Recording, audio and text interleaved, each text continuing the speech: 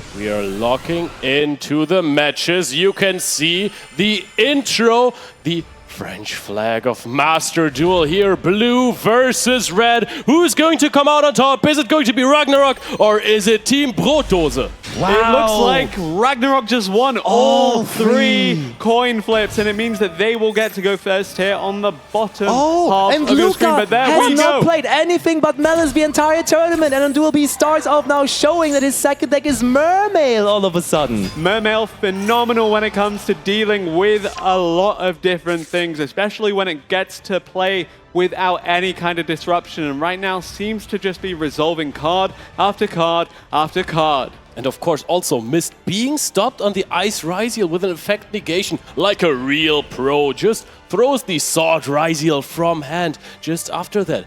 And now what is going on in Duel C right now? We're seeing Engraver, discard, add Fiendsmith, tracked. That's a solid start. Ooh, Nash is there for, and that's another surprise here, not playing his beloved Memento deck, but also has decided to switch it up to his secondary deck, which is the Fiendsmith Snake Eye deck, actually. Yes, so indeed. surprising. It's the Fiendsmith Snake Eye Kashtira Millennium. It's everything good that isn't needed within the other decks for this team, including the Atlantean Mermail that Luca has now revealed. I guess we said this was the break glass in case of emergency. Well, this is apparently emergency enough for Luca to start playing that. Nesh, though, speaking of starting playing, currently uninterrupted as the Fiendsmith combo goes off. I mean, you have to also admit that Nash is playing the anti-Malice deck here, and he's actually facing off versus Chris. Fair. So there to cue the deck that has Artifact Lancea. But if you know that Nash is for sure bringing an anti-Malice strategy, perhaps you've opted to go second, or, well, you lost the coin toss anyway, but perhaps it's Chris with that Malice counter that he was packing to in the Sky Striker 10 Pi. You cannot definitely tell. It was not revealed just yet. So far, Chris is not moving, but that could be because it is that Sky Striker 10 Pi deck.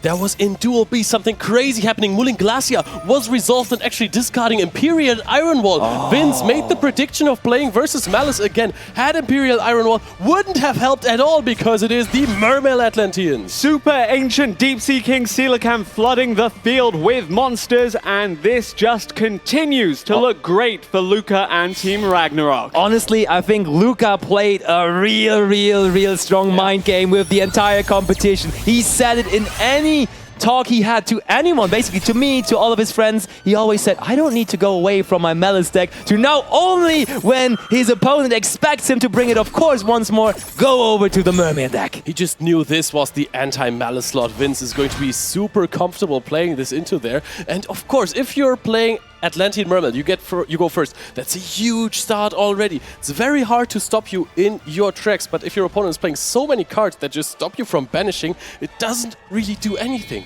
Yes, indeed. We even have an Xyz 7 now coming through. That will be the Poseidra Abyss coming through. Actually, no, it's the Abyss Strike. It is, and actually, Duel C, I don't think Chris is on his 10-Pi deck necessarily, as we just saw a Ghost Band Haunted Mansion there being used on the effect of Fiendsmith Sequence. Now an Xyz 4 coming through. Mermail plus Atlantean Dragoons equals Bahamut Shark. What a card. That card is no longer illegal in a TCG, but is very much so here in Yu-Gi-Oh! Master Duel. Brings out the Levirtu Dragon, and that one is going to continue putting more and more water monsters onto the field. And Vince, we just saw the Imperial Iron Wall, but that also tells us this should be his secondary deck, the Voiceless Voice deck, actually. Yeah, Voiceless Voice, a good answer into most, but is it enough at this point? Down to 2 cards in hand before the duel has even begun for him. We mentioned the Poseidra Abyss before. There it is, finally, the next step in the combo. That rank 7 now with 3 materials ready and waiting to sink Vins on the next turn. And now on the Duel of the Captains, Herman Hansen is doing what Brotdose promised to do before that match, saying, I will Baguska you in the mirror match. That has now just happened to him. Untargetable, undestructible Baguska, the terribly tired Top here is sitting in defense position. Even though Mist used his entire hand, it is looking rather good right here. While Luca is still doing full combo, the only one who is maybe struggling a little bit from Team Ragnarok to put up a big field is Nashi. With those 2 hand traps used against him, he can go into a Caesar if he plays it and has 2 cards left in hand. And the Marincess Coral and enemy resolving is very important here because that was identified as one of the big choke points for the deck on day 1 when we saw it in the hands of other players. Granted, when we saw it then, it wasn't backed by quite such an impressive field, but even so, the fact that that went off unimpeded, even though Vince has only 2 cards in hand, so it's a little bit less likely that he'll have something new to begin with. Yeah, this is rapidly approaching territory where there's no coming back. Mermail King Nept Abyss now. And talking about Vince, you can clearly tell he has no interruption in his hand and therefore rather focuses on his teammates. He's leaning over, watching his team captain and his match and how that goes, and he's trying to help him as good as he can. This is a 3v3 team competition, so you're always playing every match together. I think Brotdose was also watching Chris's screen, by the way, because that duel seems to be very much anyone's to take. Let's go over to Duel C right here, because Nash is pulling off crazy things. Has 4 monsters on the field. No Caesar had an Ash in hand. Is going to bring back the Jet Synchron. Go into a Saryuja Skull Dread. Chain blocking it from a potential Ass Blossom and Joyous Spring. Is going to draw 4 cards. Can special summon another monster. Did he find the Snake Eye Ash? Or maybe he's just digging for an artifact Lancea, as he's probably now assuming that this gotta be the Malice deck from Chris' side, and that is just the fine Italian cooking that Nash is known for so much. Yep, and Saryuja Skull Dread, of course, a very cool tech that we've seen a lot across the tournament, especially when it comes to digging for that Droll and Lockbird for certain matchups.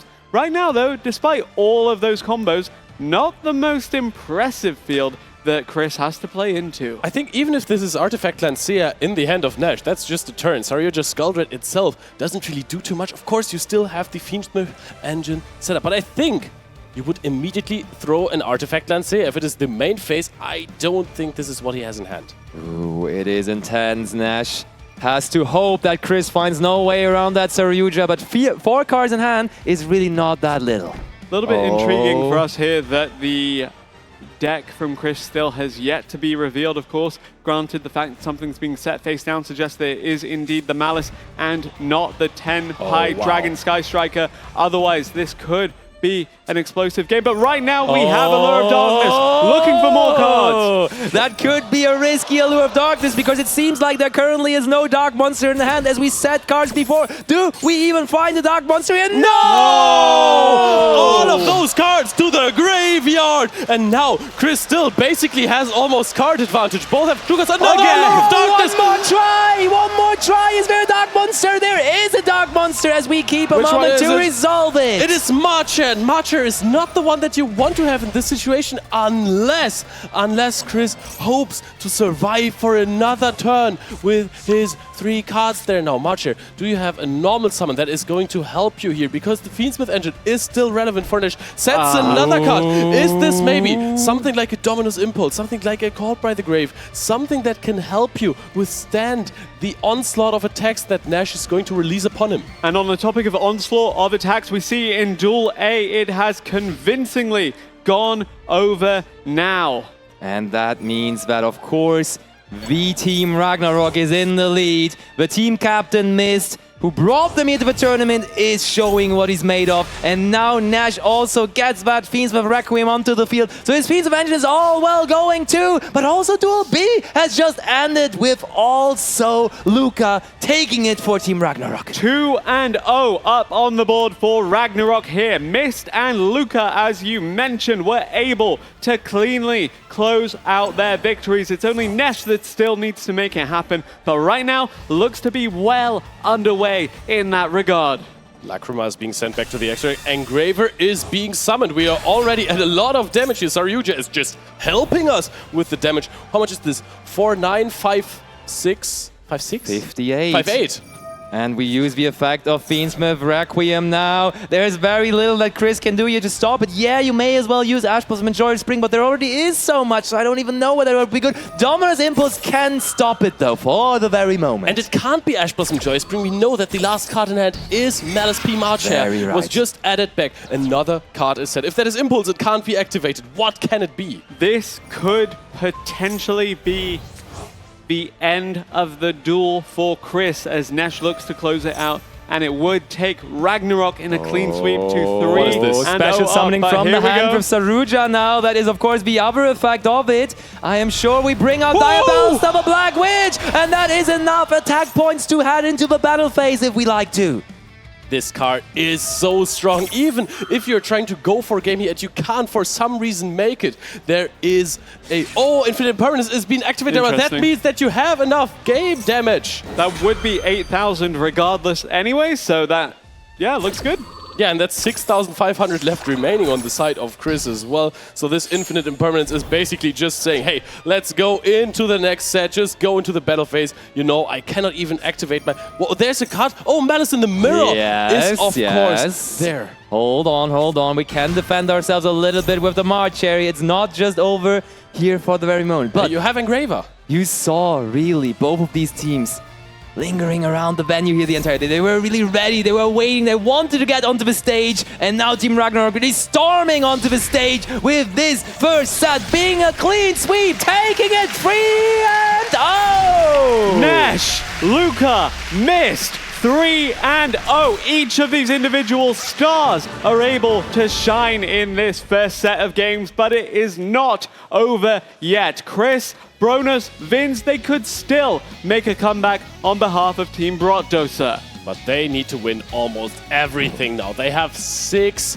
chances of winning a duel now. They need to win 5 of those. Only 2 wins necessary for Team Ragnarok. And if you are playing versus Luca Foyan, versus Antonio Papa, and versus Herman Hansen, then it is going to be so incredibly tough. But Incredibly that being tough said, indeed. we did see the team that took the first set convincingly earlier actually not advance to the grand finals when Fala Galera, of course, did lose against Chibercorp. So we've seen it before, though their lead was not quite as substantial as the 3 wins now on the board for Team Ragnarok. That is true. The team named after the TCG set, Storm of Ragnarok, really storming onto the big stage here. They have only waited yesterday, the round of robin group stages. They were playing there in the players' room, but now they're really feeling comfortable on the stage. You could see also with Nash smiling into the camera, hearing the crowd, they are ready to deliver and they really want to be the world champions. They're absolutely locked in. These duelists have played together for over 2 years now. Ever since 2023, they have been playing together with each other. Team Ragnarok, that is. Every single week, they have been preparing for this last year. They almost made it, and now they are so close to becoming world champions. They are one step already in the big finals. And I do just want to praise their consistency as a team of 3, especially when you consider the competitions that they've entered and the fact that they've endured and succeeded, thrived even, across a variety of competitive metagames and environments. We've seen success from them on a broad range of decks, including that Atlantean Mermail that Luca pulled out of the bag here in the semi-finals of the Yu-Gi-Oh! World Championship 2025. Indeed, he tricked us all, saying, I would never play anything but Malice, that deck is just too strong. And then, that very moment, all of a sudden, he gets it onto the table and he surprises us, the crowd, and very much also his opponent, of course. Will he do that again, though? There is a guessing game here as to whether your opponent takes a certain deck or not. And Chris now has a big decision to make. Do you take Malice, inarguably the most dominant deck of the format, now that you've lost game 1 with it? Or do you try and get the surprise, the X factor of Sky Striker 10 Pi Dragon breaking open a game on turn 2? That heavily depends on your opponent. If you are playing versus Luca, I think that you're going to bring your own deck there. But if you are playing versus the Ryziel deck, then of course Sky Striker Tenpai sounds tempting. But I hear that the duelists are ready, so let's go into game or set 2. Set 2 indeed between Ragnarok, who are 3-0 up against Brotdose. Brotdose, their tournament lives are on the line here. It's the semi-finals. We have another set of games after this for the victor. Can Brotdose make a comeback and stake a claim for that one? This is probably a pretty good start for them, actually, as Maxi comes down to rain on the Fiendsmith parade. That does work, and we see that Nash has no business changing it up. Game 1, the Snake Eye Fiendsmith strategy worked well, so we keep on going with it. And this is now that Italian-on-Italian encounter between him and Vince, as Vince also said in the interview. Very proud Italian duelists. Now one of them will only emerge to the finals, of course. Brona's actually playing Pot of Desires in his Ryziel strategy. There is going to normal summon, or did he special summon an X, and now he's going to special summon Sword as well, as we can see there. I think we're still considering to resolve the Maxi or not, taking our sweet time there in Duel A or Duel C. Let's actually go over to Duel A and see what's happening there, because I think in the 2 games where you don't win the dice roll, you're getting completely comboed off. No Maxi there, and I think this is right now really, really looking well for Brotdose. Yep, a phenomenal position for the Malice deck to be in as Chris continues to combo, continues to sequence, and makes his way towards that end field. Mist just sitting back, just watching, just deciding whether or not to play anything to counteract this, if indeed he can. B and C looking okay for Brotdose too, especially Duel B, whereas Duel C, maybe, just maybe, we see it go by way of Ragnarok. We have seen a Maxi resolved by Vince, and now Nash is committing heavily into it, and that is going to be interesting. Is he going to try to full combo through a Maxi, saying, hey, my field is going to be good enough, and Vince's deck can't have enough pushes, because I think Vince is on Voiceless Voice and Memento, right? Yes, I think that is the decision we just made. He checked with his teammates, and I think the call is, we do not care about this Maxi. Memento only has a certain amount of pushes, so we just make our field and hope that Memento cannot break it after all. Yep, Snake Eye Ash, Snake Eye Poplar. Poplar then goes into the Divine Temple of the Snake Eye. Everything just continues to unfold in favor of Nesh here. I believe that is the Snake Eyes Dire Bellstar joining it in the Spell and Trap card zone, now moving to the Monster zone. Snake Eyes Flambear's Dragon there as well, now as the Link summoning does happen for Nesh. So that we talk about it so much, let's get also the moving going. Let's get Duel C back into the main attention, as that is the one that currently is the most interesting there, with Nash just playing into his Maxi and the hand size of Vince almost unable to be displayed there anymore. Yep, gonna give over at least 10 cards, you have to imagine. Hopefully no super polymerization in that Duel C that we would like to look at. Actually, I think in the Memento deck you could very well play Super Polymerization, also because you're probably considering to play loads of mirror matches there, and the other deck from Memento is most of the time just a Malice counter. So I think Super Polymerization would have been an insane call, also because it's never really used in Malice or Ryziel. And now we're going to see a Moon of the Closed Heaven. This is so many cards, but of course, yes, Memento only has so many pushes, but if you give the deck infinite cards, it might surprise you with some Book of Eclipses or some other cards that will break your field. You could also just keep summoning until they run out of cards to draw. Oh, this might be the deck out strategy. It is here. Kashtira Millennium Fiendsmith Snake Eye, Yeah. so it has no shortage of summons. There is another one and another card coming through for Vince. Fiendsmith Desiree was summoned, but you really got to question what the plan ultimately is. What are we trying to go for? If we really are aiming for that deck out strategy, surely we're going to go for Zombie Vampire eventually as well, as that makes that process immensely easier, because you can just rule out 4 cards immediately through that Zombie Vampire. Malice Q White Binder hitting the field alongside Appaloosa Bow the Goddess does suggest that at least this duel is going much better for Team Ragnarok. Let's go into Duel C, because this is what is happening right now. We have the 4 cards milled from both players. There's so many cards in Vince's hand, and if you are watching the matches closely, there's a very high chance that there's only... Okay. Oh, the Chaos Hunter, of course, that is the explanation. We don't care about the cards in hand, but we do not even play versus the Malice deck here. This is against Yeah. Memento, where it has applications, but it's not really that great. Yeah, digging for that Chaos Hunter does shut off so many options for Vins here. Maybe he's playing Memento, maybe he's playing Voiceless Voice, but either way, gonna have a miserable time against what Nesh has started here. Nesh not stopping, continuing to summon Promethean Princess, Bestower of Flames hitting the field and bringing back Snake Eyes, Flam Bears, Dragon. I wouldn't even be surprised if the Chaos Hunter was going to be linked away later on, because I'm very sure at this point we're just going to try and go for a deck out here. Very sure this is not going to be Voiceless Voice there, but the Memento strategy for Vince. Of course, Chaos Hunter helps a little bit there, but this is not what you want to play. You don't want to give the deck 20 cards in hand. No field in the world can withstand that. Look at this. Salamangreat, Sunlight Wolf. We are trying to give all of these draws. Is there a way to maybe recycle the Zombie Vampire? Or, I mean, the thing is, Nesh and his colleagues, they have definitely thought about this scenario, right? There has to be a way for them to deck out here. This is not just out of the blue decision. Ooh, and should I tell you something? Duel A, we have the return of Mist to his Ritual Beast deck, as I just see Rampengu there being normal summoned into the Malice field from Chris. Yep, Spiritual Beast Tamer Lara, of course, Mist's favorite monster of choice. This is his favorite deck of choice, and he's been so immensely successful on the strategy. It came into prominence as an answer to the Yubel deck last year. Hasn't really seen too much of it aside from when Mist was able to bring it alongside. Oh, wow! That is the field now. Gave the opponent almost his entire deck into the hand, but now Vince, I think with all of those options, he even has a hard time to make a decision because there's just so many things that he can choose from. This is insane.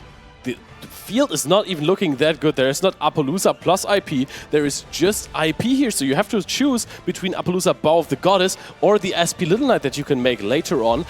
And this is not even the best field that you can make, really relying on the Chaos Hunter as well here. I was so sure this was going to be a deck out strategy. I wish we could see how many cards there are actually left in the deck of Vincenzo Orofino.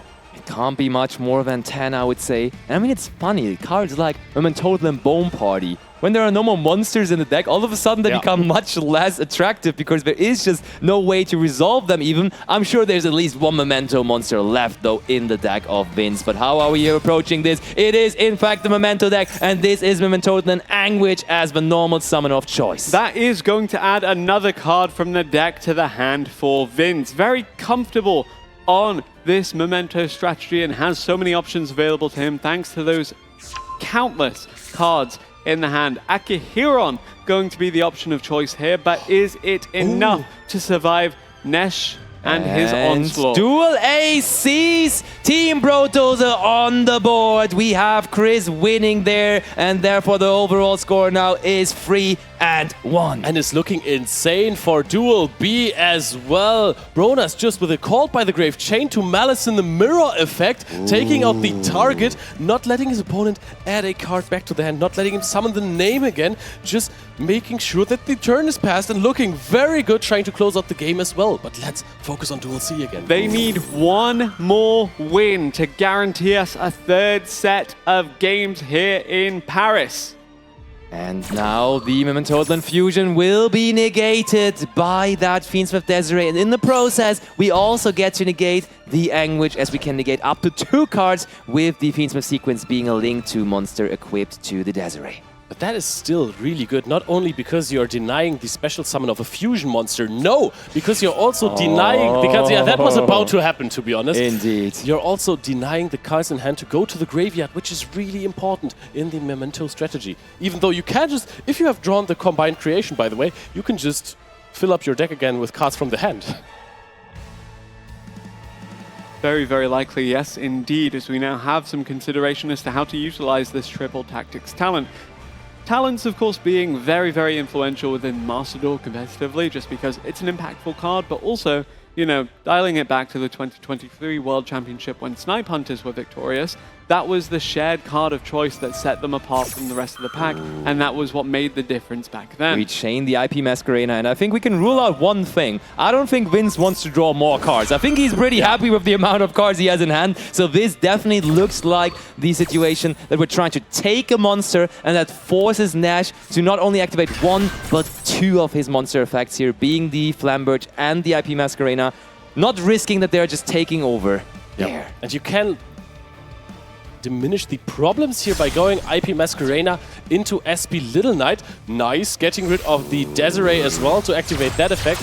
Oh, it's going for Nightmare Phoenix now. It will allow us to draw a card, but it doesn't do too much else here. And should I tell you something? You see it there with another red win logo in Duel B. We really have Bronas and his team Brotdose coming back into this as the team captain makes the score 3-2 now. And that does guarantee us a third set of games after this, but will it be reset to a best of 3? Will it be 3-3 on the scoreboard between Ragnarok and Brotdose, or will we see Nesh able to survive these countless cards in Vince's hand? Ooh, there is 1-for-1 still, so that means there is even a level 1 Memento monster left in the deck, but that is matched with Ash Blossom and Joy Spring here. Nash is just activating every card that is somehow possible, and of course you have to. Bone Party is being activated. Of course you can just destroy one card from hand, doesn't even matter. At this point there is no more real interruptions. You still have a Promethean Princess pop from the graveyard, but how is that going to stop Memento with 17 cards in hand?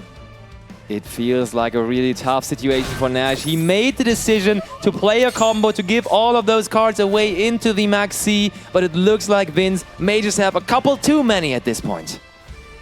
So many options available to the Memento deck. Unfortunately, the hand, while fairly loaded, is not quite the same as the graveyard for this strategy, and that does mean that perhaps we are running out of options fairly soon. Still, a few available. That Chaos Hunter on your side of the field now as well, but called by the Grave going to come through to stop the disruption of the Promethean Princess Bestower of Flames. I mean, of course, there has to be everything in the hand of Vince right now, and Vince is just calmly acknowledging what he has wrong, because you probably can't even see everything on the screen at the same time right now, but is going to activate the Sleepy now. And at this point, there's really low chances of even more interruptions on the side of Nash. So many cards in hand, he has to use the middle mouse wheel to scroll through. Ooh, and we go for another copy of Chaos Hunter that we have in our hand, but I don't know whether the Chaos Hunter here will be enough to withstand all of those Memento cards, because we know Memento is a deck that works in a very unusual way. It can just summon out multiple big monsters,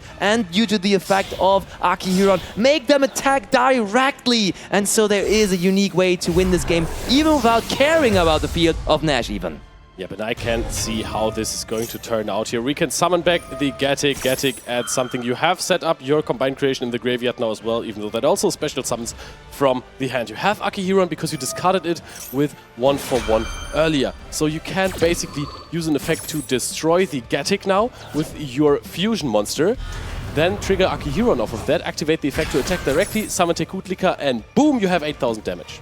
It is that easy indeed, and really, we've been talking about the mental ability to not get upset after having a couple losses in the first set, and Team Brotdose are really showing here that they're mentally strong enough to challenge the best in the world. After a 3-0 defeat in the first set, it looks like they are coming back here. Yep, between the combined creation and the Creation King, thanks to the Akihiron, you can attack directly, forgo all of these monsters, and just close this one out. Not too many disruptions remaining for Nesh. In fact, I don't think there are any, and I don't think it will work out for him, as Brotdose set their eyes on evening up the score 3-3 with Vince's inevitable victory here.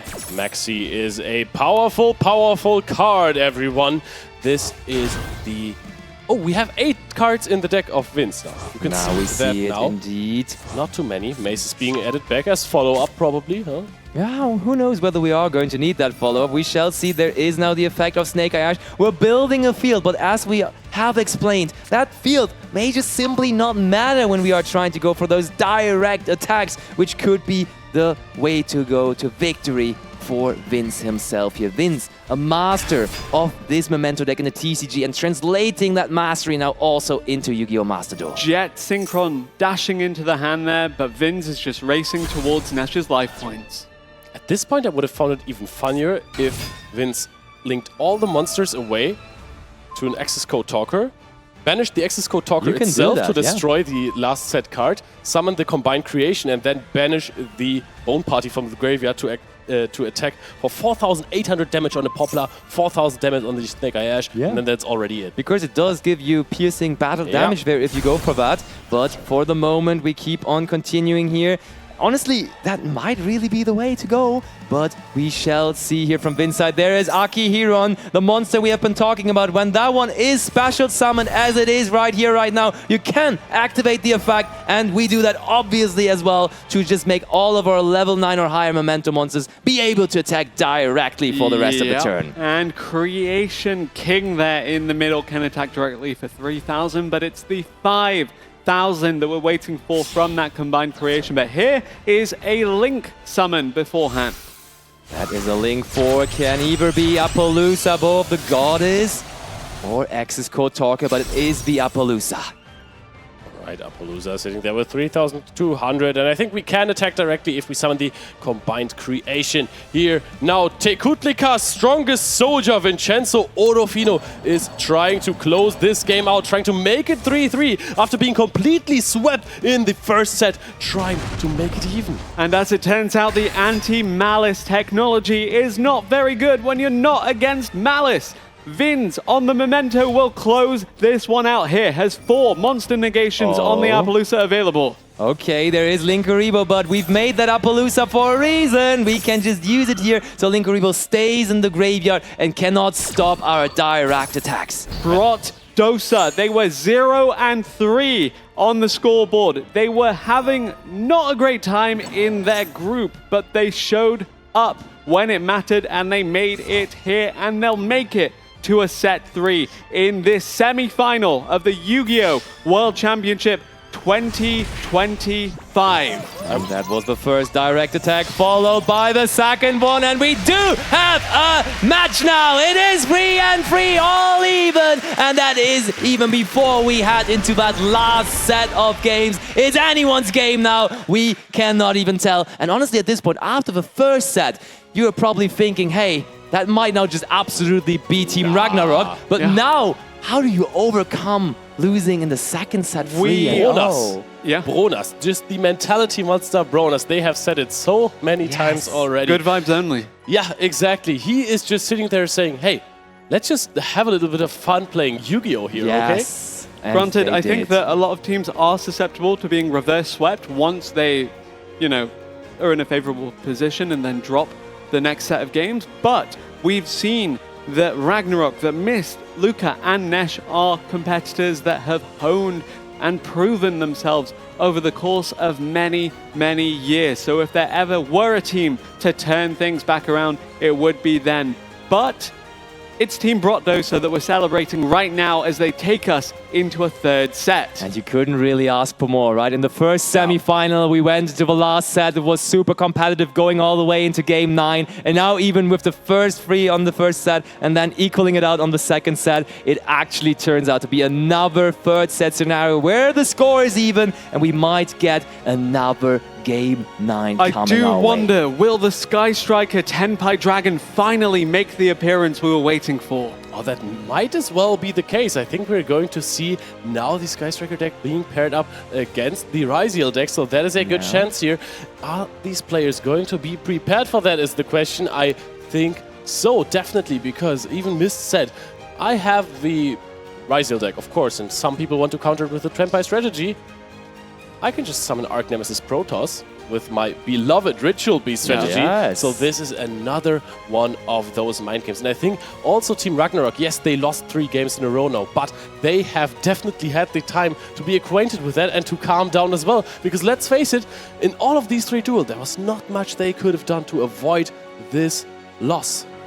That's very true, but obviously that anticipated third set we want to see now. So let's get into the action. Set number 3 starting now. Ragnarok versus Brotdose in the semi-finals. This will decide who advances to face off against Chiba Corp later today. You It's are looking at Brotdose for the coin toss is 3 out of 3. That's massive. that is there's a fantastic Fuwalos. start. Fuwalos chain from the side of Herman here, and we're going to see a Kashtira unicorn normal summon. Yeah, that ghost spell being used as material there. Okay, Bronas is going into his Fiendsmith combo, and they have the hard-drawn Kashtira Birth as well. Oh wait, we did actually search it, so Bronas, no longer a Ryziel player, but it looks like Bronas went back over to his Kashtira Fiendsmith. I don't think The Snake Eye Millennium deck. Fiendsmith Snake Eye. I don't know if he has the Kashtira engine or if that's just Nesh Spice. Speaking of Nesh Spice, he needs to bring out something good here. Oh, yeah, we did see the Kashtira, actually. You're right. And I think he was had what it was hard draw. Oh, it was but called by the grave on the Molchami Fuwalos, but the artifact Lancea is, of course, designed to beat the Malice deck, but sometimes it also helps against the call by the grave. And in Duel B, there's Ash Blossom on Max C. These players are giving everything right now. Blade is going to destroy itself. Summon out the Anguish gives the first draw here. And keep in mind, not only is Fuwalos active, but also Lancea does have a big impact against the Memento strategy. No field spell unless you hard draw it. And you're seeing disruptions traded back and forth without Ragnarok even getting a turn thus far. Let's see if Brotdose can weather this storm, or if Ragnarok will take it back here as the turn passes over in Duel C. Bronas with not a good field. This is just IP Masquerena plus Kashtira Unicorn. Does he have something like Max C in hand? Probably also not a good hand, given the fact that he had to use the Ghost Spell for the material. Book of Immediately Eclipse that. on almost only a Link Monster is crazy, but the Link Monster is IP Masquerena, so not doing too much there. No Ash Blossom already for that. Is there something like a Maxi? It wasn't activated yet. I don't know if it's going to be ever activated. Memento Link Goblin is being normal summoned. Can it activate its effect? Lacrima is being summoned from the graveyard now, or put back to the deck. Summon out the Requiem.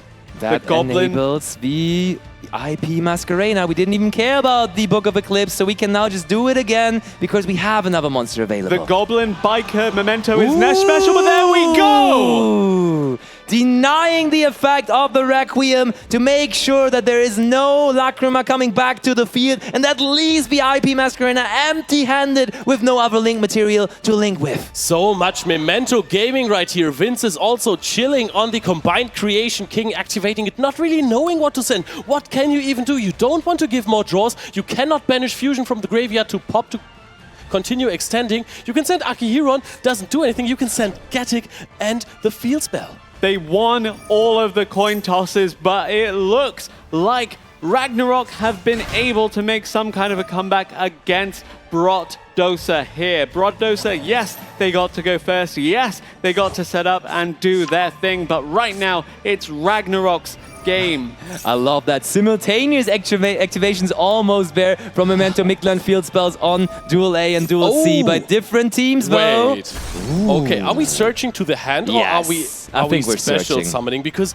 if we are just searching here, we don't have too much. Okay, Tatsuno Toshigo can of course be special summoned as an extender, but keep in mind Gatic has already been used here. Now, the Akihiron is being special summoned. Okay, you can summon Tatsuno Toshigo and then destroy your Akihiron as well to get the add back of something from the graveyard. But you also have the Memento Mictlan. Still in turn one for this Memento deck, so could still very well set up some kind of disruption here. We have talked about Memento being such a big factor here in the tournament, and it looks like the Memento decks of both teams are going to be the ones here leading charge for their respective teams, as both of the Memento decks get to combo here for Vince and Nash, respectively. Meanwhile, in Duel C, running critically low on hand size on both sides. Nesh out of it, but he has a field, he has a graveyard, he has IP Masquerena facing him down with nothing to link to because it needed that monster face up, but the Book of Eclipse came in clutch. Starting things off with that was good for Nesh, and Nesh now extending. We have two very interesting duels in Chris versus Luca, where Chris is miles ahead in his Malice combo, and of course Nash versus Bronas, where Nash is starting to combo off. We have no information about the last two cards in hand of Bronas, but how good can they really be?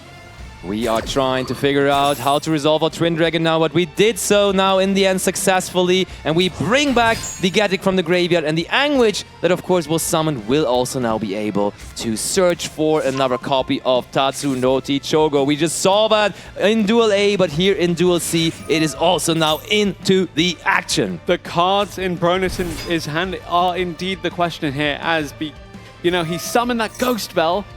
Suboptimal more often than not, but is he prioritizing holding on to 2 cards that could make the difference, or are they even less optimal than that? But regardless of how Brotdose plays this one out, it's Nesh's time to shine. It's the Memento deck that is ramping up. But we just saw Mist. We're basically praying. So I think let's go over to Duel number A and check how Mist is doing there, because I think turn was just passed over there to him. Yeah, let's go over to Duel A. Mist will now have 6 cards in hand. This is not the biggest field that I've ever seen a Memento player have, but it's also not the worst one, especially after 2 hand traps, even though one of those was Fuwalos, of course stopping the combo a little bit. And I have seen Mist on the Ritual Beast deck dismantle scarier fields than this, but here we are in Duel C. Goblin Biker Big Gabonga is being Exceed summoned here. This is not any regular Memento deck, but it is Goblin Biker Memento. Nesh is famous for this deck. He has been playing it so much, and he's also bringing it here to the World Championship. Yep, the 2 Anguish used as Exceed material there to make this happen, and indeed,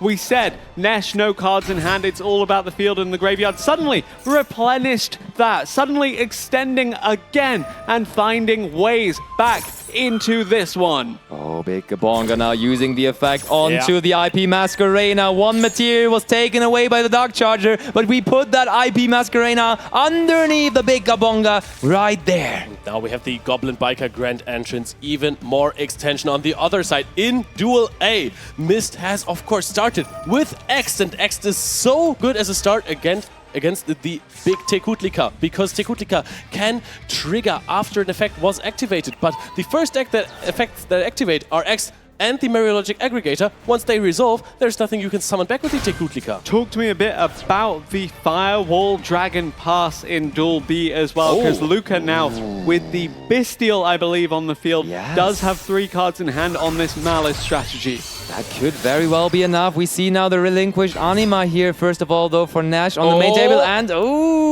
there is a Malice Dormouse in Duel B2. So it really feels like the momentum is shifting back over here to Ragnarok. They may have lost all the coin tosses, but they are really working their way here into this third set. And there's another Impulse here. I think Impulse was a card that probably was also used by Luca in that last turn. Impulse is so impactful if you can hit those Malice resummon effects from the extra deck. These 900 life points paid effects here. On the other side, Vince is trying to use the Memento Migda and has of course cleared the field already once with the combined Creation Kick, while Nesh is trying to look out to finish the game. Yep, Celine, Queen of the Master Magicians. We've seen time and time again. This generates an extra material and then links off into the access code toolkit, the Appaloosa Bow of the Goddess. Anything Nesh needs is available to him. And you see that famous smile by Nesh. He's smiling as he's doing all of that because he knows he is now safe with Appaloosa Bow of the Goddess from those potential remaining cards in the hand by Brotdose. But we are now still trying to get to those 2 big monsters to possibly attack directly once more with Memento cards. Yes, the combined Creation and the Creation King. The Memento creating wins left and right so far this tournament. And it doesn't stop here. Nesh on this deck coming back into it and looking so good against Brotdose. Can we also look again into Duel A, because there is more actions happening. Vince is building up a sizable defense here while Mist is trying to break this. Has 6 cards in hand. So many interactions are already out. But what is left for Mist here? We know that he must have searched some more cards, probably off of the Ryziel Sword. It could very well come down to that final game as these teams are trading back and forth. Duel C, you have to consider is well within Nesh's reach and well within Ragnarok's victory, but the others could go either way. Did I just see a Drolan Lockbird by Herman there on his very own turn? That looked fairly interesting, especially when you are playing the Ryziel deck yourself, but that was indeed what happened, and there's a triple tag, the Talons following it up there. Wait, Talons, has he negated the Tekutlika earlier? Because otherwise this could be a crazy field wipe here with taking the Tekutlika and attacking over everything, but I think this should be negated with the Mariologic Aggregator. And now Ice is being normal summoned here after that. Maybe also the Combined Creation Kick was targeted with the Mariologic Aggregator, but Nesh, Antonio Papa is ramping up the attack here, is going for another Tekutlika. Who is your Papa now, he says, as he is going to summon the Combined Creation. Yep, Combined Creation, the difference maker for the Memento decks, and it's on the wrong side of the field in Mist's game, but the right side for Nesh here, and Ragnarok take you to that deciding point. 4 wins for Ragnarok. Nesh is attacking with the Tekutlika and no celebrations just yet. There is no reason for him to celebrate. The job is not done. We are looking here at Luca versus Chris. The Dark, the Gloomy Charmer has been summoned. This is an amazing extender in the Malice Mirror match. Yes, Malice in the Mirror indeed. We've seen it multiple times this tournament, but these two have been the most prominent players between them, hence why they're meeting in the semi-finals, but only one of them can proceed into the grand final. Luca doing everything he can to make sure it's him. Chris has Maxi as well. Chains it to Dark, the Gloomy Charmer, and Marcher is of course being the response to that, because you don't want to give too many draws there. If you can let one less draw go through, you will do that under any circumstance. Is there ever a way to not try to go for it here? Do you just play it a little safe, do not commit into the Maxi too much, or do you just go for it right here, right now, and are you trying to end the game this turn? I think if I am in the shoes of Luca Foyen right now, we're trying to go for game in this very turn. Malice in the Mirror, in the Malice Mirror there. Chris activating that, hoping to make a comeback here as the game rapidly looks to be escaping his control. You have to be super lucky that Chris doesn't find any more interruptions here. Also, the White Rabbit is going to be very annoying to deal with if you want to go for a quick OTK without doing any more special summons or too many, because what I thought was going to be a good play is go into one Malice Link and then go into the Access Code Talker, but there are way too many bodies now. Ooh, Malice MTPO7 set, but immediately also activated, brings the March here to the hand by banishing immediately that White Rabbit, but it looks like we're not even able to activate the White Rabbit anymore now, and we just bring out the March here instead. No more disruption, crucially for Luca here, so if Chris has options, as you mentioned, Leo, he can just keep going. What can you do here? Is there a way to get the win with Malice Q Heart Scripter here in this very turn? You can link all of the 3 main Monster Zone monsters away, but I don't think that is going to be the best play here. Also, has Firewall Dragon been used yet? We have the White Binder now from the graveyard summoned into the Firewall Zone, and now this is looking way more difficult all of a sudden for Luca. Ooh, but please remember, Chris is down to 3,800 life points. That's really not that much. And even though Chris is constantly playing right now, it is still the turn of Luca, and he is the one that will have a battle phase next. Let's go over to Duel A right now, because what is happening there is incredible. Mist is in his main phase 2, has cleared the entire field, still has the Tekutlika there, but the deck has barely any chance to get rid of this card unless you are playing Typhon, but you're so locked out of that by now. Yep, we do not have much remaining for Mist, but he's cleared out the field. Once the turn passes back over, it's on Vins to clutch this one out. What in the rank 4 toolbox are you grabbing now? It's Baguska, the terribly tired tapir. We had Sleepy, now we're terribly tired with the Baguska. It is still the semi-final here, but we're taking some speed out of it here by turning everything into defense position with the Baguska. Yep, and there is Mentotlan Fusion being activated. I think this was end of main phase called right there, just so you can probably fuse from the graveyard, I would assume, at least get some more resources onto the field, while the Combined Creation is going to be put back onto your own field. You want to have an extra deck monster here on your field, just so that you can next turn maybe immediately link off into SP Little Knight. Yep. Absolutely, but still, we always say when it gets back to the Memento deck, when we have survived the turn, the follow-up for Memento is usually absolutely amazing, and I think they might just be able to out the Baguska. Don't forget about the Ryziel crossbow, still able to negate something like an SP Little Knight. And in Duel B, there is a Baldrake chained to the Link Decoder. That is usually not the biggest of deals, but if you are trying to OTK through a Max C that has resolved, this is huge news, because the Baldrake also forms another interruption onto the field of Chris. Yes, indeed. Trying to weather this storm and take Brotdose to the finals. There's a negation sent over onto Vince here. Vince, can you turn this around and clear out the Baguska standing in your way? The Ryziel Detonator and the Ryziel Cross, of course, are also issues, but first and foremost has to deal with this. How are we going to do it? Normal summon, Mentoldlin, Sleepy, and I think we are just looking into our extra deck, trying to find a suitable Link monster, and that is most likely going to be that SP Little Knight. But before that even, we do go ahead, use the graveyard effect of the Mentoldlin Fusion to search for the Mentoldlin Bone Party. I think Vince is looking really on fleek right now. I see in Duel B, there's a Firewall Drain being activated, but the timeout there is a timeout! I cannot believe this! Chris just timed out in the semifinals of the World Championships! What is happening right now? Nobody saw this coming! Ragnarok have done it in the most unexpected fashion. And look, they can't even believe it themselves. They're like, did we really win? But yes, it was Chris timing out there. He played and played and played on the opponent's turn. And look, they can't even realize it, but they are moving on to the finals. Luca clutching his chest in relief. Ragnarok are your other finalists here at the Yu-Gi-Oh! World Championship 2025. That came out of nowhere! Absolutely. We did not see a timer at all. And all of a sudden, this game that didn't look good for Ragnarok was decided by the timer. This was absolutely breathtaking. Basti, you must have felt that. Yes, I'm usually the one timing out with that deck or with any other deck in Master Duel, but it was in that case Chris.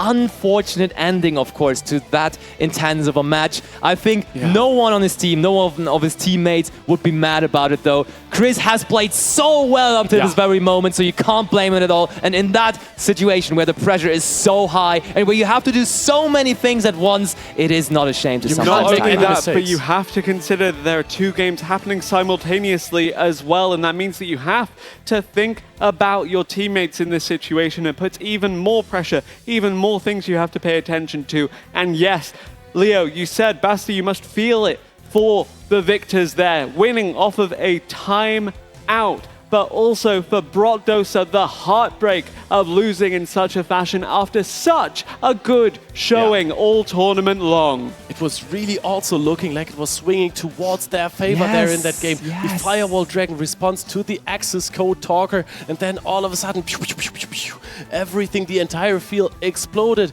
That was almost like everybody Raigeki. Looked surprised. Yes, definitely. The entire venue also was shook when we saw that notification there coming up on the screen, timed out. And honestly, imagine you sit there as the team captain. I know Bronas is probably one of the most relaxed and chill persons I've ever seen, but he then seeing on Chris' screen that number ticking down, but he can't do anything about it but say, hey, bro, please do something about it. He couldn't do anything about it, though. It was dramatic in the end. Yeah. Congratulations to Team Ragnarok on the other hand. They're definitely deserved. They are they are playing the last game. We're actually getting back into that last game right now. That's very interesting. Yeah, putting yourself into their shoes as well, though, thinking about the fact that you have to worry about the timer ticking down, focusing on your own game as well, and then under the pressure of having your teammates going like, play faster, play faster. That is what happens. You get overwhelmed and it breaks hearts, but they are still all smiles. They are still playing this out, and we will still see how Vince outs this Baguska. And honestly, this shows you how much these guys love Yu-Gi-Oh! you see Mist Yeah. still saying, hey, I want to win this game. I want to keep on playing. We have still the finals of the World Championship to play, but I want to end this year as well. I want to show them that I could have done it myself, maybe, but it really looks like it would be Vince winning here instead. That one's hilarious, by the way, that you have to attack over this Typhon to out the field, and then you can't still, after all that, out the Baguska on the side of Mist, because there is just the aggregator that you destroyed basically with the Typhon. Regardless, it goes to show that this was well within the grasp of Brotdose if that timer victory had not happened in favor of Ragnarok. Ragnarok pushed to the limit by their European rivals, and yet they come out ahead. They're getting a little bit extra practice ahead of the finals. Can they take the trophy home after such a close victory over Brotdose? It came down to the very last moment. Chris really played down his entirety of the timer. For the people at home wondering, there is no round timer or anything. But in the game, when you play Yu-Gi-Oh! Master Duel, there is a timer for your actions, for your turn. And that timer, in that case, was down to 0 and therefore gave the opponent the win. Think too much, talk too much, interact with your opponent during their turn too much. Just absolutely. Interact with your teammates during your turn too much. Is also if you're trying to help your teammates when you're saying, hey, I'm comboing right now, I can basically have a little chat during it, which I do not recommend, especially if you're not playing the deck in your dreams, basically. But now there's Infinite Impermanence immediately. Mist really wants to win this game as well, but I think you can just easily out the Baguska, the terribly tired Tapir, now by just attacking over it. And I mean, your setup is good here. I mean, you can attack over it with the access code Talker, but still, that leaves you with sort of wasting your battle phase, and that guarantees Mist another turn here, actually. Do you pop the cross? Do you have another? You're negated. I forgot about that. But yes, of course, you can just activate the Mammoth, Turtle, and Goblin, and now I think Vince can just perform the entire combo all over again. I think he's free to do whatever he likes. Of course, Mammoth, Turtle, and Goblin sending 2 memento cards from the deck to the graveyard, and you can tell Chris and Brotdose, they're kind of already recapping the game there. They're already kind of breaking down how this all went down. Maybe where they could have saved some time on Chris's game, but it is nothing to be taken back anymore. But we still will see how Vince is playing out this remaining game. Very good also because it means that now you have Mist getting a little bit extra practice against Memento ahead of facing off against Puck in the Grand Finals. There we can see another combined creation. Creation King, not the combined creation, but this is such a powerful fusion monster. I think it came out in Infinite Forbidden in the TCG. Yep, it was indeed there. And we are now using the effect of the Tekutlika, sending 3 cards from the deck to the graveyard, passing it over. Mist, do you have anything here to respond to this impressive field? You don't really need it anymore to move into the finals. Still, I think for your own ego and for your own satisfaction, you still want to win this game, of course. Top deck for Mist. The Ryziel Cross is still on the field. Doesn't look too good for destroyed. him based on the player camera, let me tell you that. But yeah, let's see. The Ryziel Cross going to start things off again. Is there a disruption? Is there anything Vince can do? The problem you have with the Ryziel Cross, if you're fishing for your engine, is that you're putting the cards from your graveyard under your deck, on the bottom of your deck. But you can, of course, find a card like this, the 7th Tachyon. Yep, essentially allowing you to get any level 4 that you want here, and that will be the X Ryziel. Interesting decision to not use the effect of our fusion monster on the effect of the Ryziel Cross, by the way, because Herman had 1 card in hand, so you could have just said, hey, that 1 card better be something, and I'm going to cut you off from drawing another one. But no, we keep the effect of our Tekutlika here for the moment. And now we have to deal with that X Ryziel all of a sudden again. Yeah, but that X Ryziel is not going to be able to send a Mariologic aggregator from your extra deck to your graveyard, which is much less threatening. And now, of course, your Tekutlika is going to be able to add your Mace if you want. Or you can just summon the Anguish. Anguish does a similar thing. If you have Mace in your deck, you can just add it back or not activate it at all. Maybe the timer for Vince also is low. That could be the case, yeah. But we see Sword Ryziel being summoned out now next to the X Ryziel, grabbing the Ice Ryziel while still not having performed a normal summon here. And here is the moment. Okay, I get that. He said, I don't want to only destroy one card, but I want to have way more value from Mighty Kutlika. Therefore now, we're going to target 2 cards on our own side and 2 monsters on the opponent's side to make sure that we're not getting to a rank 4 here. Yep, and the Memento Mictlan able to extend further, just get extra value out of that destruction, and then bridge the gap between the 2 decks again. Can also set up another interruption, which would be the Horned Dragon. Actually, if you have that still, because we know that there is a Bone Party set. Yes. If you pop the Horned Dragon, then you can, of course, add or special summon a Memento monster, but you can also then destroy 2 cards on the field, which would include at least 1 Memento monster. I would suggest you take Akihiron. That's maybe now immediately the moment we can, with that interaction of a Mentolan Bone Party destroying the Horned Dragon, just go after the last 2 remaining monsters from Mist. He kept on pushing, he kept on trying, but it does not seem like it would be enough. Vince wants to end this in style. Vince wants to end this and wants to make the overall score a very, very close 5-4 here for our second semi-final. And then both semi-finalists have lost 4-5. Yeah. Going down in style, going down closely. The groups were so competitive. The semi-finals were so competitive. Hopefully, we also get a grand finals that goes all the way and shows you exactly just how competitive this year's Master Duel category of the Yu-Gi-Oh! World Championship 2025 truly was. Now this is exactly 1000 over game. You see no cards in the hand or on the field except for the Ryziel Cross on the side of Mist. And Vincenzo Orofino is having the honor to go into the battle phase and deal the last bits of damage in this semi-finals. Okay, there he is. I thought he wants to enjoy his moment on stage a little longer now that they have to be there for the last time as they are going out here. They're going out in style though. Vince attacking for game here, making the overall score a 5-4, still seeing Team Ragnarok advancing.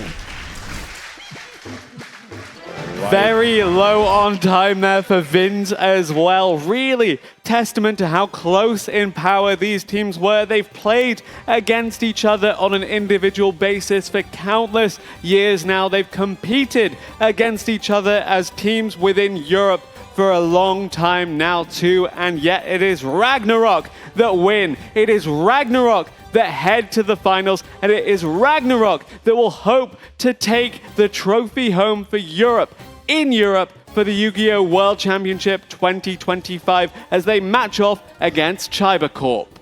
It will be North America versus Europe. Whose game is it? Once again, as you said, we always had the rivalry between Team 7 and Team Chiba Corp, but maybe now a new rivalry starting to begin here. It is time for new names, it is time for new teams, it is time for a new world champion, which we will be crowning eventually. And we do actually, right on stage, now heading into that grand final here for Yu-Gi-Oh! Master Duel. And the audience have a huge applause already. I'm joined by Yutaka-san, who's going to be translating for our Japanese audience at home as well. Now, Ragnarok, congratulations. First and foremost, you are through into the grand final for Yu-Gi-Oh! Master Duel for the Yu-Gi-Oh! World Championships 2025. How are you feeling? It feels unreal. We're going to have it translated first, then you can answer.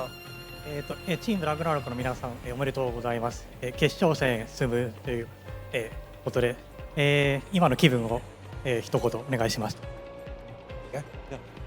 It feels unreal to be here on this stage, this far into the tournament with the 2 of my best friends. 自分の2人の最高の友達と一緒に決勝へ進めてとても素晴らしい気分です。Now let's talk about some of the things that we saw going on in that game. So, for instance, set 1, a 3-point sweep. How does that make you feel in that moment going into set 2? じゃあまあちょっとゲーム中の出来事に関して少し振り返ってみましょうということで、セット1の圧勝したところについてその時の気分など伺えますでしょうか。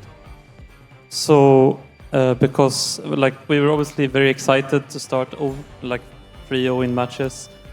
So we discussed as a team that I was only gonna send the Ritual Beast into into Chris if we were up 3-0. And then we were up 3-0, so I wanted to play Lara on the world stage. And it also has a very good matchup against the deck he didn't bring. Do you want to try and repeat it one more time for our audience to translate? Okay. Yes. Because his second deck. We're just having it explained just so we can get translated for our audience at home. My second deck is Ritual Beast, and it's not very popular in the tournament. But I told myself that if we win the first set 3-0, I want to bring it to the second set. Eh, Win 3-0, he said he will play Ritual Beast next round.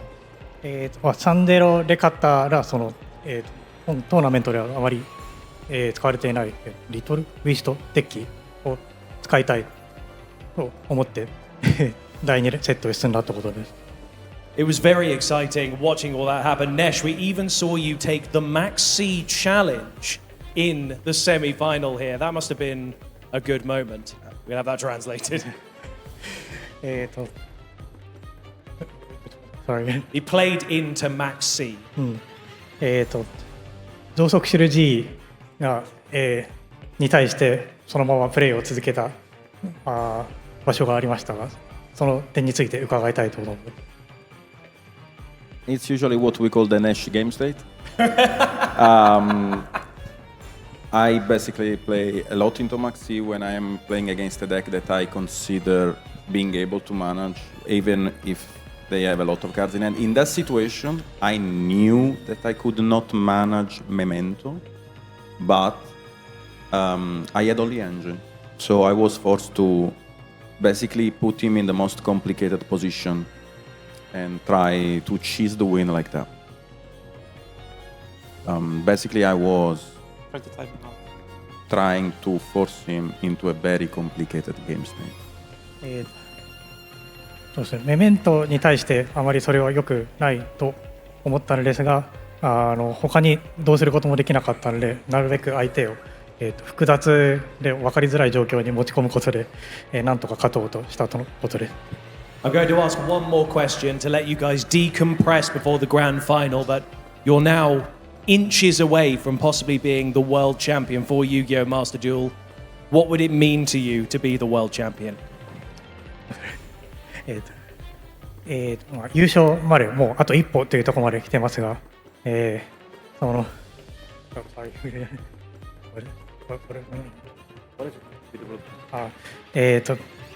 ですね、優勝する、勝ち取った場合はそれはなんかどのような意味を持つでしょうって。So for us, it's a little bit extra special because in the finals we play against some of our other best friends, and we more or less prepared for these worlds together with them. And we played a lot. So whoever person wins, I think will be satisfied.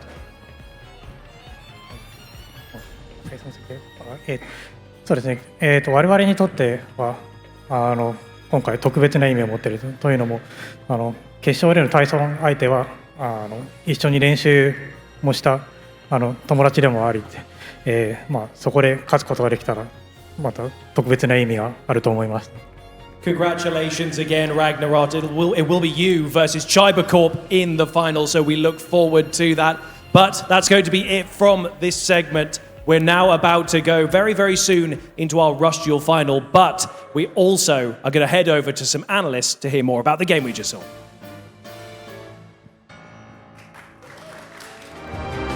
C'est l'heure du duel!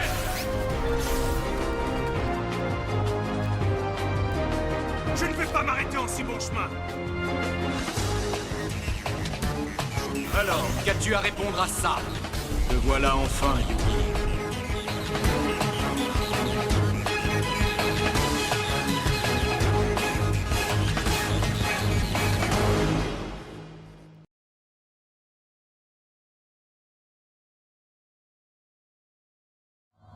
He wasn't supposed to win. Wasn't the favorite. Wasn't the smartest one out there. Wasn't the guy with the shiny, rare, whatchamacallit card. He was the third-rate duelist with a fourth-rate deck. Hey, listen to me. I say talk is cheap. I fought my hardest to get where I am right now, and I never let anyone get the best of me, even when all hope seemed lost. So why should I start now? The whole gang's rooting for me.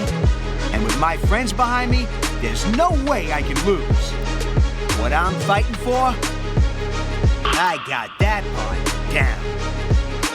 Here I go. It's all or nothing.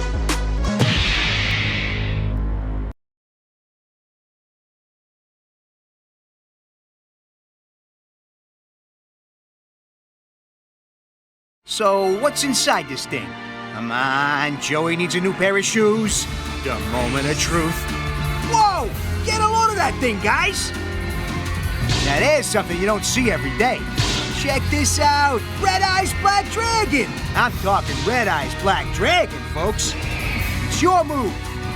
Nike Air Max 95.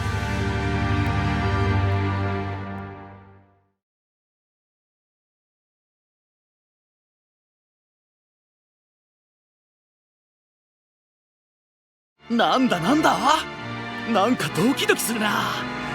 うわ、来た来た来た。これはすっげえ。見てみろよこれ。どうよ、俺もびっくりしたぜ。おいみんな、ここにすっげえのが見えるぜ。レッドアイズブラックドラゴン。さあお前のターンだぜ。ナイキエアマックス95。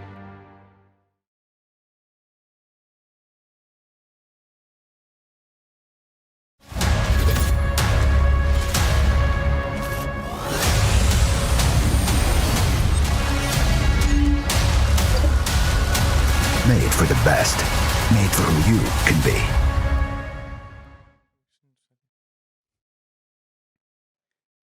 Hello everyone, I'm here with Mist, one of the finalists of the Master Duel.